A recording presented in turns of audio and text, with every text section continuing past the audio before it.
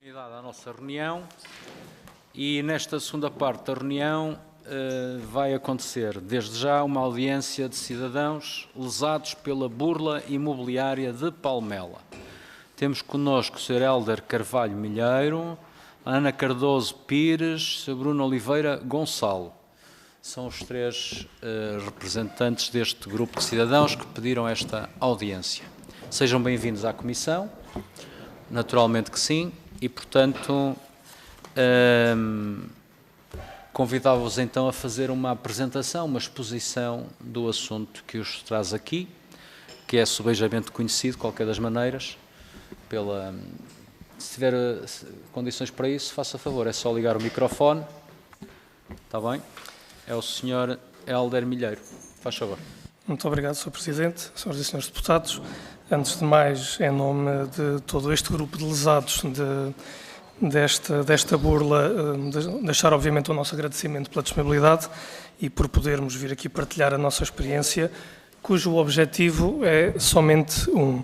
O objetivo da nossa exposição e presença aqui é o de, com o exemplo que nós escolhemos com a nossa situação, gostaríamos, obviamente, e estamos a impulsionar esses contactos junto aos grupos parlamentares, identificamos um conjunto de problemas legais, na perspectiva dos compradores, que julgamos que devem ser atendidas em termos legislativos.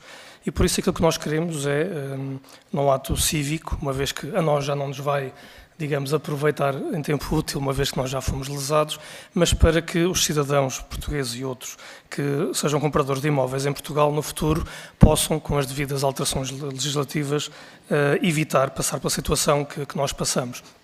De uma forma muito rápida, a descrição da nossa situação. Estamos a falar de um promotor com 6 empreendimentos no município de Palmela e que envolve cerca de 120 famílias lesadas.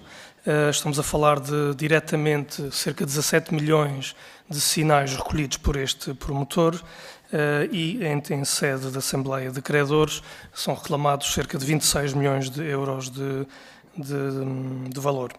Por isso estamos a falar de algo de grande dimensão, não é uma pequena burla, é uma burla gigantesca e infelizmente não é a única no país. Aliás, tem havido claramente um movimento de aumento deste tipo de situações. E aquilo que nós identificamos é que obviamente se está a criar um clima, ou já existe hoje em dia um clima, com a enorme expansão da imobiliária na última década sobretudo, conjugado com a enorme procura que existe e a falta de oferta, cada vez mais o contexto está criado para a criação deste tipo de burlas e aproveitamentos. E ele, infelizmente, tem-se verificado e tem havido nos últimos anos, particularmente, um aumento significativo deste tipo de burlas e de mega burlas, burlas de grande dimensão, como é o nosso caso. E por isso, dando seguimento àquilo que dizia, de que o nosso objetivo é trazer um conjunto de exemplos da nossa situação, que enquanto compradores identificamos que existem lacunas na lei, na proteção, porque parece-nos claro que na legislação produzida até hoje foi sempre tida em conta, sobretudo, uma dimensão de que, ao promovermos, ao facilitarmos a promoção imobiliária, o comprador, o cidadão, será beneficiário no final deste ciclo, sendo obviamente aquele que beneficia com a oferta de habitação. Mas parece-nos, por outro lado, isso é verdade, claro, mas por outro lado parece-nos que a perspectiva do comprador em todo este entramado legal não está tão robusto nem é tão tipicamente tido em conta. E é essa experiência que nós queremos trazer e também com um conjunto de propostas de alterações legislativas. O primeiro problema que nós encontramos na nossa experiência foi o facto de que há uma ausência de um travão registral obrigatório, ou seja, não é possível, na nossa situação, estamos a falar de situações diversas, mas na sua grande generalidade, pessoas que foram comprar imóveis já construídos ou em construção e outros que iam comprar bem futuro. E nestas situações, quer numa quer na outra, não é possível fazer o registro com eficácia real dos contratos de promessa, compra e venda. O que faz com que o acordo que existe aqui é um mero acordo de boa-fé entre partes, mas nada do que aqui está tem garantias. É normal, existem riscos associados a este tipo de negócio, como a muitos outros, mas parece-nos que existe claramente esta ausência potencia os problemas que existiram. Até porque, neste caso, aconteceu em vários dos empreendimentos vendas duplicadas, triplicadas, tetraplicadas, quintuplicadas, ou seja, a mesma moradia vendida a 5 pessoas diferentes. Ora, se existisse uma obrigação de registro destes contratos, isso teria sido impossível, porque as pessoas teriam notado que o contrato já estaria, aquela moradia, aquele lote, enfim, como se queira, já estava prometido a alguém, por isso não haveria possibilidade de o prometer a 2, 3, 4, 5 pessoas. Por isso, esta é uma das situações que nós encontramos. A segunda é uma falha financeira. Como eu acabei de dizer, nestes negócios destes 6 empreendimentos, falamos de 17 milhões de euros que foram, digamos, transacionados entre os prometentes compradores e o promotor. Não só este dinheiro, na situação atual, são sinais que são transacionados, estão registados formalmente em contratos de promessa compra e venda, mas, por exemplo, para as entidades estatais ou oficiais ou fiscais, este dinheiro não existe. Esse dinheiro foi transitado entre particulares e não existe nenhum rastro, digamos, que possa parametrizar este dinheiro. Esta é uma situação, aquilo que nos parece é que a necessidade de existência de uma forma de proteção destas transações de valores não só beneficiam os compradores, como beneficia a própria fiscalização do Estado na transição destes valores, porque obviamente temos aqui portas abertas, por exemplo, a branqueamentos de capitais, a outras possibilidades de uso indevido destas situações.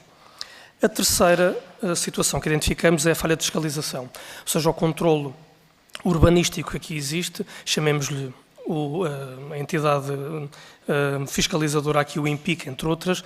Sabemos que a situação do país é de uma enorme expansão de construção, apesar de estarmos muito longe da oferta necessária, o que faz com que estas entidades e mesmo os próprios municípios tenham uma enorme dificuldade em dar a resposta em termos de fiscalização. Mas o que é facto é que esta situação, neste caldo de contexto que eu acabei de dizer há pouco, de grande procura de habitação, faz com que os próprios municípios e falta de fiscalização potenciem ainda mais a ocorrência de burlas. E esse é outro problema. O quarto aspecto é a falha de supervisão na dimensão imobiliária. Esta situação trouxe muitos amargos de boca diretos, obviamente, mas também o reconhecimento de outras situações, como, por exemplo, muitos destes imóveis foram prometidos, através de contratos, por mediação imobiliária, na sua esmagadora maioria. O que é que isto quer dizer? É que essas imobiliárias, que apesar de terem tido este papel interveniente tão determinante, na verdade, chegamos à conclusão que, olhando para a lei e com o problema que se criou, porque muitos destes imóveis foram transacionados com advogados de imobiliária, aliás, está aí bem no mercado e conhecido neste caso, transacionados com advogados, contratos realizados, que depois foi-se a perceber com informação falsa, informação e documentos falsificados, não estou a dizer que era responsabilidade imobiliária, mas tudo passou pelas mãos da mediação imobiliária. Ora, uma imobiliária não vende uma máquina de lavar roupa nem cafés no café ali da esquina. Vende habitação, que é um dos maiores investimentos que uma família faz. Além disso, realiza um dos direitos constitucionais mais relevantes nos últimos anos que tem discutido, que é o direito à habitação. Ou seja, a lei, na verdade, que regula a mediação imobiliária, pouco obriga em termos de due diligence por parte das imobiliárias. Ou seja, que elas tenham que passar um crivo de documentação, de due diligence, daquilo que está a ser tratado e transacionado e promovido ativamente, de maneira a garantir que não se está, com intenção ou sem intenção, a promover uma burla. No nosso caso, em muitos dos lesados, a sensação que têm clara é que foram envolvidos numa promoção de uma burla. E isto parece-nos que não interessa nem aos compradores, nem às imobiliárias, nem ao mercado, quer ter este tipo de suspeitas sobre si. Por fim, a questão da interoperabilidade dos sistemas. O Estado tem uma enorme multiplicidade de informação predial, cadastral, financeira ou outras fiscais relativas a imóveis ou a terrenos.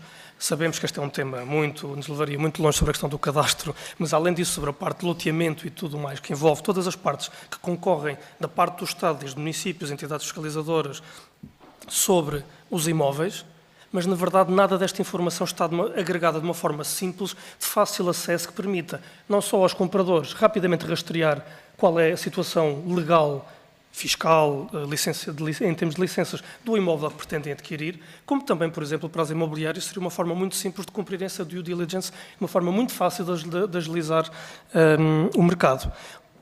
Isso parece-nos que seria muito útil. Eu creio que, como o Governo acabou de apresentar o BI da empresa, algo semelhante ao BI do imóvel, parece-nos que era algo bastante pragmático, tendo em conta até a própria lógica de simplificação e de reforma administrativa que está a ser levada neste momento. Passando rapidamente para as propostas que se transformam destas falhas em propostas legislativas, enunciando genericamente, a primeira, claro, é a obrigatoriedade de registro dos CPCVs, de forma a que eles tenham uma eficácia real e possa ser despistado a possibilidade de burla com as vendas repetidas do mesmo imóvel. Segundo, Em relação às regras de transmissibilidade, em alguns dos casos da nossa situação, foi feito um contrato entre o promotor e clientes de terreno para loteamento e para moradias, mas que ainda não eram propriedade desse promotor. Ou seja, nós estamos a somar risco sobre risco sobre risco sobre risco. É verdade que os compradores percebem que existe um risco, mas também temos que perceber que podem haver formas de reduzir esse risco para o comprador e para o sistema. E por isso seria importante de perceber onde estaria o critério mínimo da transmissibilidade. Mesmo havendo uma transmissão de um bem futuro ou de um bem que ainda não se é proprietário, mas queremos que legislativamente se deve ter atenção onde está um limite mínimo para essa transmissibilidade. Em relação à proteção financeira, à transmissão de sinais, que é o que está aqui em causa. Há várias formas, em termos mesmo de legislação comparada na Europa, temos vários métodos, várias metodologias, há umas mais pesadas, outras menos pesadas, como por exemplo as contas escrow ou cauções, ou garantias bancárias, mas talvez a mais simples e mais óbvia é um seguro-caução sobre os valores transmitidos, de forma a que um simples seguro possa garantir que no caso de haver uma perda desse valor por alguma razão, existe um seguro que pode ser acionado.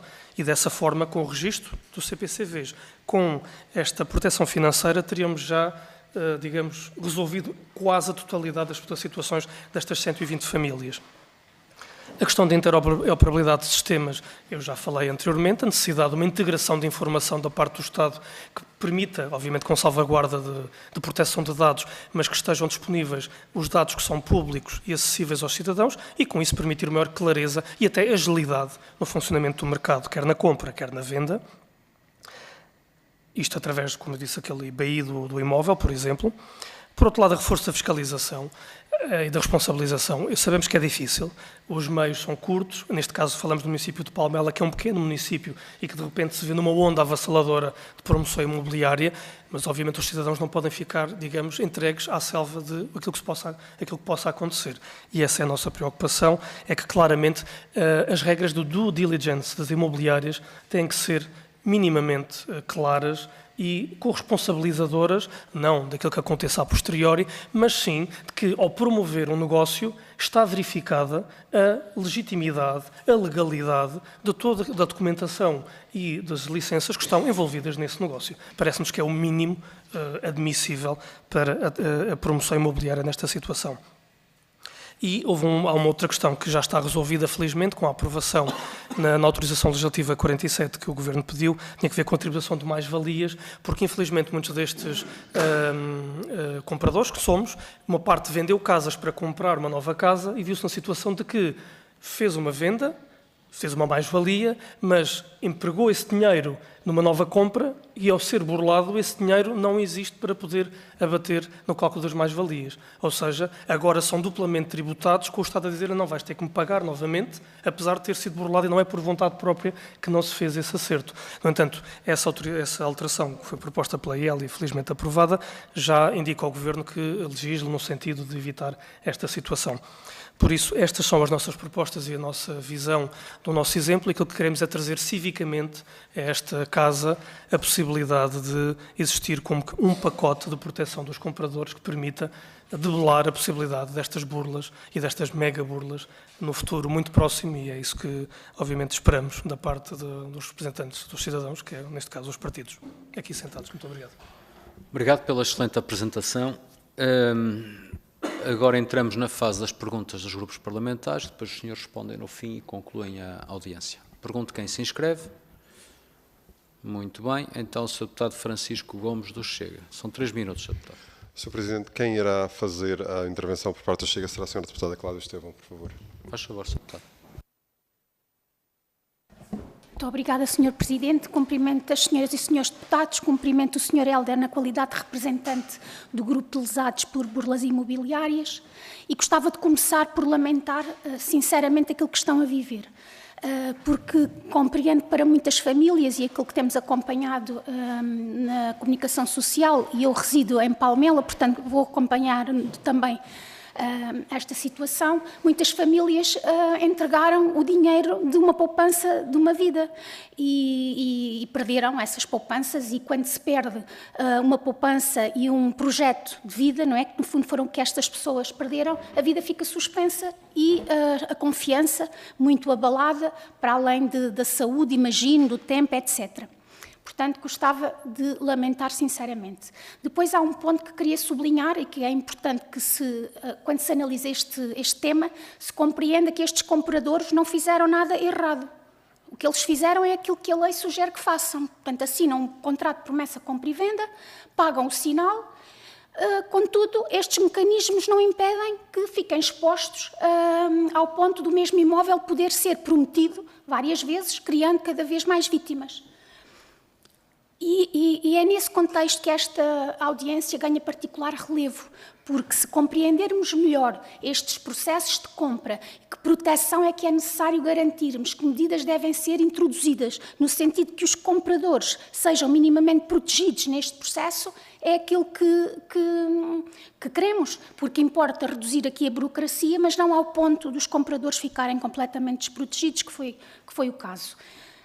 Aquilo que nos trazem é muito preciso, portanto, houve múltiplos contratos de promessa, compra e venda para os mesmos imóveis, alguns vendidos 4 vezes, e o comprador comum não tem um mecanismo simples de perceber se aquele imóvel já foi prometido a outra pessoa. Não há como. O dinheiro também não fica garantido, como disse, portanto é pago, mas não há aqui nenhuma garantia sequer que esse dinheiro fica cativo até que a casa que estão a comprar lhes seja entregue. E isto gerou consequências. Há famílias que neste momento ficaram sem dinheiro e ainda têm que gastar dinheiro no aluguer de casas para poderem residir. Portanto, o que esta audiência nos permite, no fundo, é contribuir para reforçar a proteção da escritura e tornar este campo mais robusto, ficando assente em casos reais, como aqueles que nos trouxe. Gostava de fazer 3 perguntas. Em que momento deste processo perceberam que havia perigo? Foi logo no contrato de promessa, compra e venda? Foi nos pagamentos que realizaram? Foram os atrasos da obra? Ou apenas começaram a descobrir que haviam várias promessas sobrepostas? E depois, como foram feitos os pagamentos, se foram diretamente ao promotor, se foi por fases, se foi por reforço, se houve alguma conta intermediária, se depositaram o dinheiro, enfim... Como é que aconteceu? E, por fim, como é que souberam que havia mais do que um comprador para o mesmo imóvel? Que tipo de registro simples ou alerta automático consideram que teria existido para travar esta burla? Bem, Sr. Deputado, obrigado. Sr. Deputada Margarida Saavedra, PSD, faz favor. Também muito obrigado aos senhores que vieram aqui expor isto. Isto é uma situação, não há palavras para explicar. Qualquer de nós se imagina numa situação destas enfim, não há adjetivos que expliquem. E compreendo perfeitamente, em primeiro lugar, que existe de facto um vazio legal para proteger estas situações. A verdade é essa, é que todas as pessoas que fazem estes contratos de promitentes, compradores de promessa, estão exatamente a correr o risco que os senhores correram, que é uma coisa que eventualmente muitas pessoas não se aperceberam ainda porque os negócios correm bem. E, portanto, há de facto, neste momento, uma desproteção a quem o faz. E eu gostava de perguntar se, por acaso, os senhores conhecem algum país em que existe esta legislação travão para isso. Porque me parece que existe aqui várias coisas que convém ponderar antes de avançarmos para uma legislação dessas e peço que considere a minha intervenção, enfim, um desbravar de caminho com algumas questões que têm que ser postas. É que eu vejo que há alguma dificuldade em fazer um registro sobre um bem que não existe. Isto é, quando eu compro um prédio já feito, usado, eu tenho um prédio, tem a sua caderneta perdial, tem todos estes registros. Bom, um promitente bem, ele não existe efetivamente. A única coisa que poderá existir com alguma legalidade é o terreno em si. E, nessa altura, eventualmente, no contrato, subsistiria eventualmente uns avos do total, porque, na realidade, as câmaras só emitem a divisão em frações autónomas após a construção destes edifícios. Tanto quanto eu percebo, eles não estão construídos. Alguns estão. Portanto, soube se isso poderia acontecer. Outra coisa que eu também não compreendo é se existe efetivamente um loteamento aprovado e devidamente em vigor por parte da Câmara de Palmela. E se esse loteamento vos foi apresentado na devida altura e as pessoas identificaram em papel as casas que queriam. Porque uma das possibilidades que poderia eventualmente haver é, num contrato provisório, anexar-se eventualmente digamos, uma planta provisória com base num loteamento aprovado em que estaria também um promitente andar, que pode não existir. Pode não existir e que nós compreendemos perfeitamente que possa não existir, porque durante a construção há alterações e essas alterações vão influir normalmente nas frações autónomas, nomeadamente nas partes comuns. Porque o que eu quero dizer aqui é que eu compreendo perfeitamente a necessidade dos senhores, mas nós, para garantirmos essa necessidade, temos que ter uma substância legalmente existente para o fazer. Quando compro um carro, eu tenho um carro, não é? Eu quando compro o que quer que seja, eu tenho coisa. Mas quando compro um andar em planta, eu na realidade não tenho um andar, tenho a planta. E gostaria de saber que mecanismos é que nós temos para contornar isso. Porque efetivamente não há registros, não há cadernetas, não há nada. O que existe é um terreno. É um terreno total. A outra questão que eu gostaria de saber, porque disse que o senhor tinha 6 empreendimentos. Isto aconteceu em todos os 6 empreendimentos? Mas também me disse outra coisa, o senhor foi aparentemente à falência, ou pelo menos foi isso que eu ouvi num programa qualquer. Então os senhores são credores nessa falência, portanto, assumiram-se como parte interessada portanto, são, teoricamente, da massa falida, exatamente. É isso. E um dia ser-lhes atribuído um X, ou sobre a venda, mas a venda só pode ser feita perante a vossa autorização, não é? Ou sobre os andares que já estão efetivamente cumpridos. E eu gostava exatamente de desbravar este campo, porque de facto há aqui um vazio. E este vazio tem que ser feito exatamente como é que nós podemos registar uma fração que não existe legalmente e, portanto, não tem papéis nenhum. Obrigada. A proposta era haver uma espécie de registro do contrato de promessa. Era essa. Mas, Sr. Deputado Frederico Francisco, faz favor. Muito obrigado, Sr. Presidente. Eu quero saudar o movimento, não sei se são uma associação constituída, um grupo de lesados pela iniciativa que tiveram de não só pedirem para ser ouvidos aqui na Comissão. Nós já tínhamos tido a oportunidade de reunir anteriormente a isto também e de facto saudar o vosso espírito em que, muito além de tentarem reaver aquilo que foram as vossas perdas, tratar da vossa situação, estão de facto a ter aqui um contributo cívico para que se evitem situações similares no futuro ao trazer este problema à atenção dos grupos parlamentares da Assembleia da República e para que nós possamos, depois de fazer uma reflexão, de fazer algum trabalho e aqui muitas das perguntas que a Sra. Deputada Margarida Saavedra fez são perguntas específicas e que fazem sentido fazer neste contexto e que será em muitas das respostas a essas perguntas que nós teremos o caminho para alterar a legislação ou para ter iniciativas que vão no sentido de dar segurança jurídica. Pronto, e agora, no contexto da habitação, fala-se muito de segurança jurídica, mas muito frequentemente da segurança jurídica dos proprietários face a inquilinos. Eu acho que nós podemos olhar para o problema da segurança jurídica nas transações da habitação de forma global, dos proprietários face a inquilinos, dos inquilinos face a proprietários, de potenciais compradores face a quem vende, etc. Não tendo muitas perguntas específicas a fazer, eu queria só clarificar aqui uma questão convosco e até talvez ajudando às questões que a Sra. Deputada Margarida Saavedra colocou. O que se passa aqui é mais do que alguém que fez um contrato de promessa de compra e venda de um determinado imóvel. Esse determinado imóvel, mesmo que não exista ainda, mesmo que exista só em planta, não é possível fazer mais do que um contrato de compra e venda para o mesmo imóvel, mesmo que ele só exista em planta.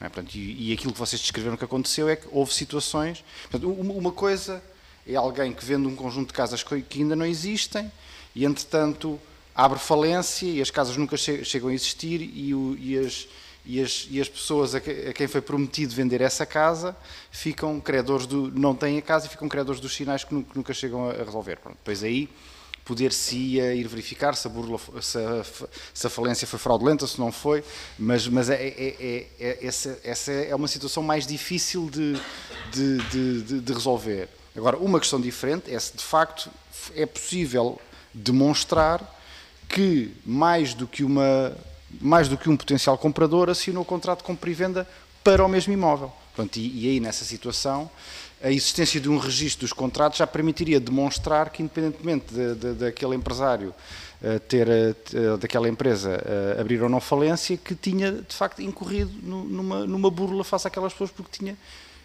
Uma coisa é eu vender bananas, não é? Se eu não tiver bananas suficiente, posso sempre ir comprar mais bananas. Agora, se eu tenho um projeto aprovado para construir 6 imóveis, eu não posso vender imóveis a 12 compradores diferentes. Terminou, Sr. Deputado? Obrigado. Sim. Sr. Deputada Angélica da Teresa, Iniciativa Liberal. Faz favor, Sr. Deputada. Muito obrigada, Sr. Presidente. Cumprimentar os peticionários, conheço bem o processo. Houve 2 propostas que a Iniciativa Liberal apresentou.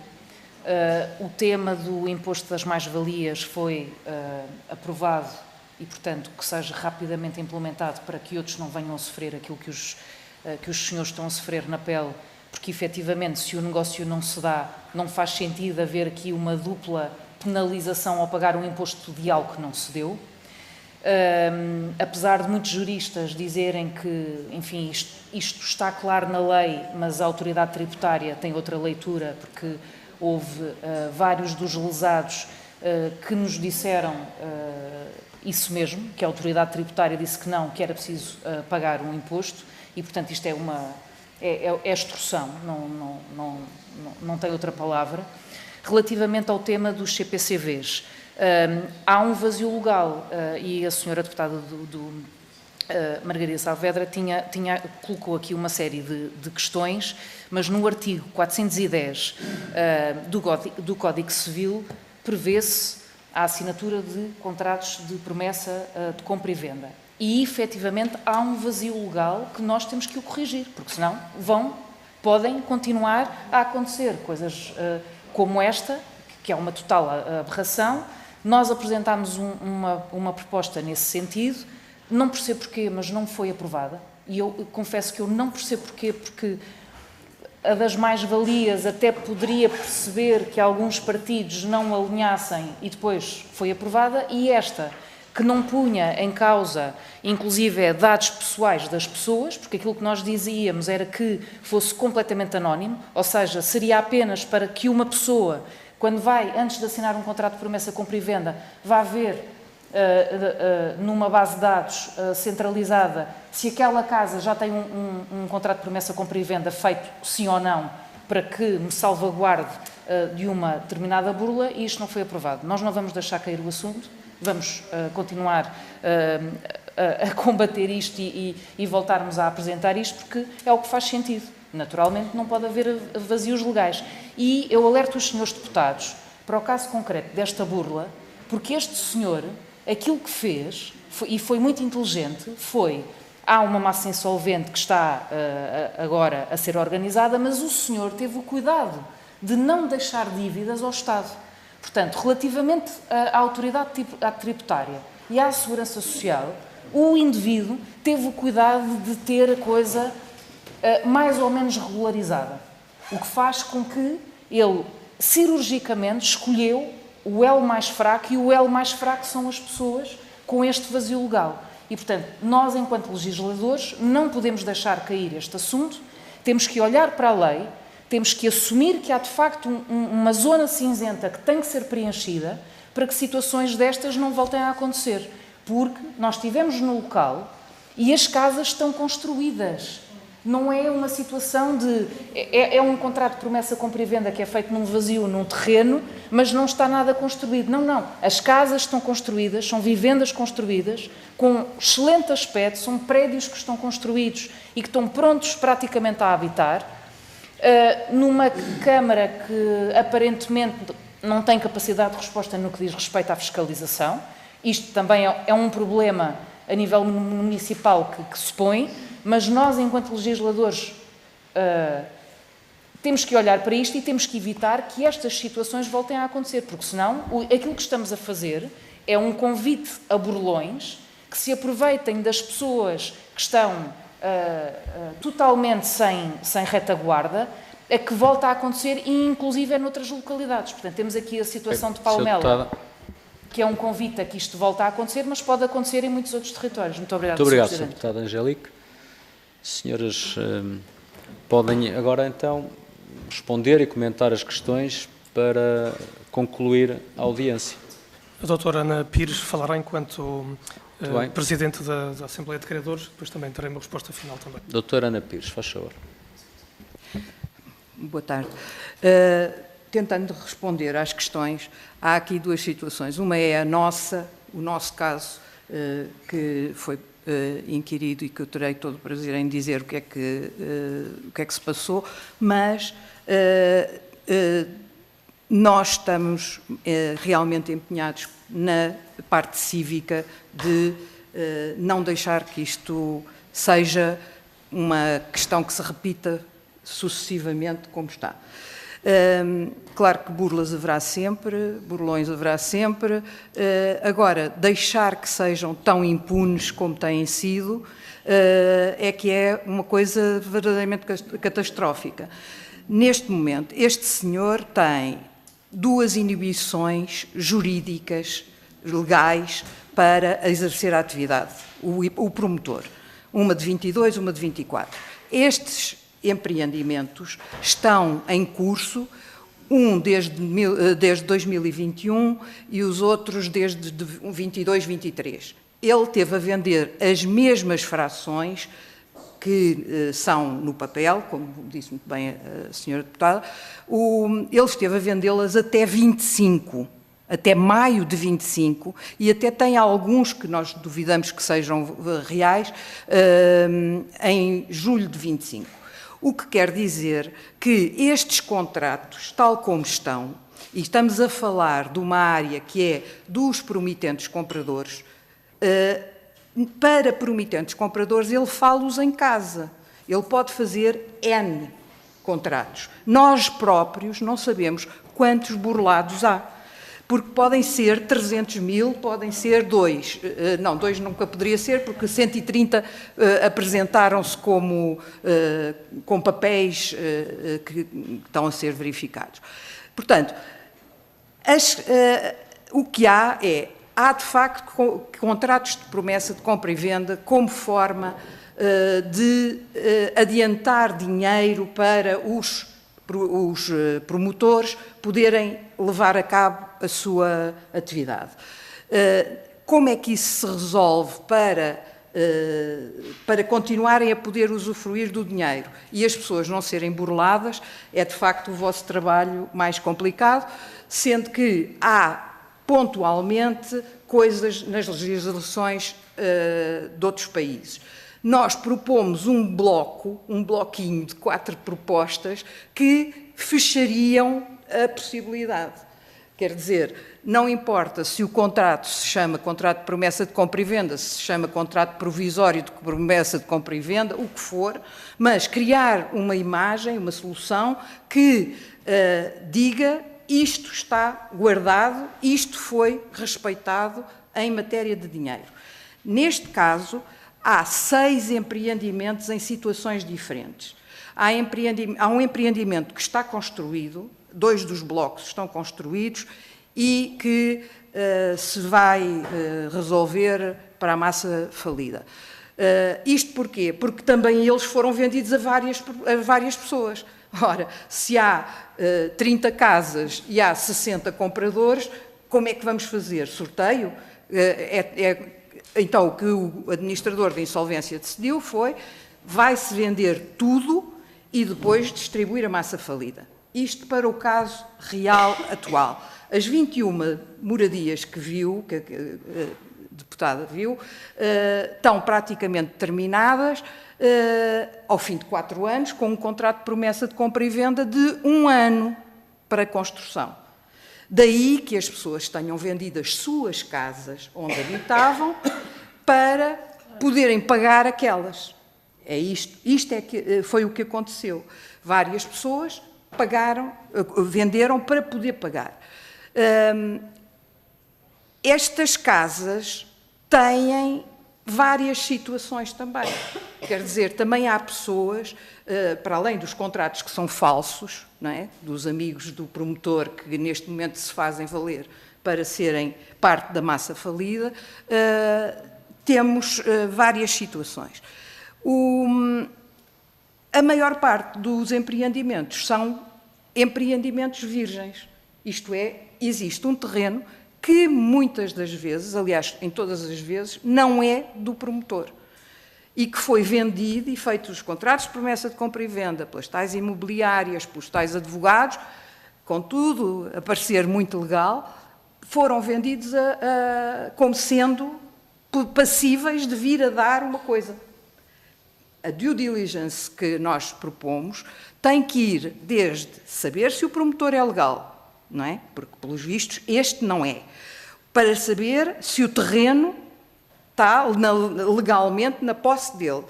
Saber se ele tem capacidade económica para mover aquela coisa. Saber também qual é o que é que acontece se o contrato não for cumprido. Porque o que as imobiliárias fizeram foi dizer: nós estamos a aceitar todas as desculpas que dá o promotor. Portanto, está cá que é 1 ano, mas 1 ano são 4 anos e ainda não estão. E algumas estão em terreno. Portanto, não há dúvida nenhuma que eles sabiam que não estava feito. Para acrescentar que, da nossa proposta, nós víamos-la como um bloco que vá a vários pontos. E isso parece-nos importante, porque as pessoas não podem continuar a ir a uma Câmara que diz que, para pedir a informação acaba vindo como sendo... como é que eles dizem? Tem aquela nota que é parecer não vinculativo. Quer dizer, esta do parecer vinculativo, para mim, deveria desaparecer, porque eu não vou pedir uma informação a qualquer serviço público para ter um palpite, não é? Eu quero que eles me digam pode ou não pode, não é? E isto existe e é legal. Depois, a Câmara tem mais que fazer, tem pouca gente, tem não sei o quê, demora um tempo imenso a responder. E os outros serviços a mesma coisa. Portanto, com um BI do imóvel, digamos, para facilitar, com essa proposta de todos os serviços terem um sítio para registar tudo o que se passa com aquele imóvel, nós só temos que ir a um sítio. Não temos que andar a correr capelinhas. Cada capelinha depois tem ainda outras dificuldades, porque nós, no nosso caso, nós neste momento temos o processo de insolvência que movemos e que foi aceito, e temos um processo de burla. Quer dizer, como conhecemos, como sabemos, não é? Os tribunais demoram anos a resolver estas coisas, porque há muitos recursos, há muita coisa que eles ainda se podem valer, e nós estamos sem casa, estamos sem uns com crianças que tiveram que ir para as escolas, os pais tiveram que mudar de sítio do país, etc. Outros que têm... a minha mãe tem 94 anos, vai esperar 10 anos que me devolvam o dinheiro para termos casa. Há coisas que não podem ser deixadas a um vazio destes. Quer dizer, as pessoas não podem ficar presas a um vazio destes. Sr. Presidente, se me permite, só para terminar, rapidamente respondendo a algumas questões que ficaram em aberto, apercebemos da burla quando, obviamente por causa do atraso, e o atraso começou a levantar algumas suspeitas e com algumas pessoas locais e outras, obviamente não nos conhecíamos, mas creio que ninguém se conhecia entre os lesados, e o que aconteceu foi que alguns se aperceberam, suscitou-se uma notícia e uma investigação jornalística, e foi dessa investigação jornalística feita pela Ana Leal que depois todos, na prática, tivemos, ou seja, corroboramos aquilo que já nos parecia que não estava a correr bem. Foi daí que surgiu. Quanto à questão diretamente, como é que vamos fazer registros? Sabemos que existem aqui zonas relativamente cinzentas, mas é exatamente essa a dura tarefa que o legislador terá que fazer. Nós já tentamos, enquanto cidadãos, preparar um conjunto de campos e apontar para alguns lugares claros, o mais possível, de como poderá ser essa legislação. A questão do registro CPCV, o que é que iremos registar? Por exemplo, esta questão entronca-se com outra da legitimidade para a transmissão de imóvel que também falávamos nas propostas. Porque, por exemplo, se tiver que haver um loteamento aprovado para poder ser feito uma venda, quer dizer que temos um limite a partir do qual se pode vender um imóvel, porque já existe um loteamento legalmente autorizado, e a partir desse momento eu já consigo, como bem a senhora deputada disse, anexar um loteamento aprovado e eu digo, este contrato é sobre a fração C4 que está neste loteamento. E a partir daí, ou seja, qualquer outra pessoa que vá comprar, está o loteamento e diz, o meu é o C4, mas eu vou-me vender o C4, já tem duplicação. Não vejo que exista, eu sei que depois existem muitas realidades diversas, é diferente moradias de apartamentos, por exemplo. Há várias nuances significativas, mas esse vai ser o trabalho jurídico de pormenor que tem que ser feito na definição da legislação. Depois, eu creio que aquilo que importa para terminar mesmo é a ideia de conjunto e que não há nenhuma medida que salve, ou uma medida mágica, um golden card, que vai de repente mudar tudo. Não. Se registrarmos CPCVs, se tivermos a capacidade de limitar esta transmissibilidade de acordo com regras legais base suficientes. Se tivermos proteção dos bens transacionados e se com isto tivermos ainda melhor informação do Estado aos cidadãos neste processo, nós com estas 3, 4 medidas, e reparem, não é para acrescentar burocracia nem problemas enormes na promoção ou na venda imobiliária, pelo contrário, e depois com a capa do reforço da regulação da promoção imobiliária, só com estas 3, 4 medidas relativamente simples, nós conseguimos debelar, olhando para os nossos casos, tínhamos debelado mais de 90% dos problemas. E estamos a falar de medidas que eu creio que juridicamente, legislativamente, tem que se olhar para elas com detalhe, mas não são processos de altíssima complexidade, têm alguma complexidade, mas são perfeitamente realizáveis, e com um pequeno pacote de 4, 5 medidas, conseguimos imediatamente criar uma proteção muito eficaz para os compradores. E, obviamente, é isso que pedimos, é coragem também legislativa, um espírito de inovação legislativo também, porque claramente o que está a acontecer é que isto não é uma burla isolada. O crescimento de burlas, e nós fizemos questão, poderemos voltar a enviar a documentação, quer das propostas, quer de um quadro comparativo legal em termos europeus e outros, de soluções que existem de proteção sobre os compradores. E também, eu creio que um clipping mediático, rapidamente percebemos que no último ano e meio, o número de burlas está a crescer drasticamente. E por isso, voltando ao início e terminando, como o contexto se tornou claramente apetecível para a criação de problemas que estão a acontecer, não são potenciais, são reais, eu acho que não vemos outra coisa do que a coragem de legislar e tentar, uma vez por todas, não evitar a burla, porque é impossível, não acabar com burlões, porque isso não existe, mas pelo menos que o dever de proteção dos cidadãos tenha sido exercido dentro da razoabilidade e da lógica legislativa. É isso que pedimos, é isso que esperamos, sinceramente, que aconteça. Muito obrigado. Meus senhores, muito obrigado pela iniciativa que tiveram ao dirigir-se à Comissão e o facto de terem partilhado connosco. O caso eu já o conhecia, enfim, da comunicação social. Também não é um caso inédito, nem é dos últimos anos da expansão da construção, porque eu conheço há muitos anos. Tudo corre bem quando corre bem, mas quando corre mal, e nomeadamente quando os promotores perdem a capacidade financeira para corresponder ao compromisso que tinham, e se for aliado com a má-fé, não quero, quer dizer, é uma situação em que ninguém se quer ver uma família penhorada dessa maneira, na verdade, com as suas poupanças, a sua vida ali comprometida. Obrigado pelas propostas que trouxeram, algumas delas fazem bastante sentido na minha perspectiva, mas os grupos parlamentares farão a sua avaliação e espero que tenham dado por bem emprego o tempo que tiveram a ouvir aqui à Comissão, porque pelo menos da parte da Comissão, falando em nome dela, penso que também demos por bem emprego o nosso tempo.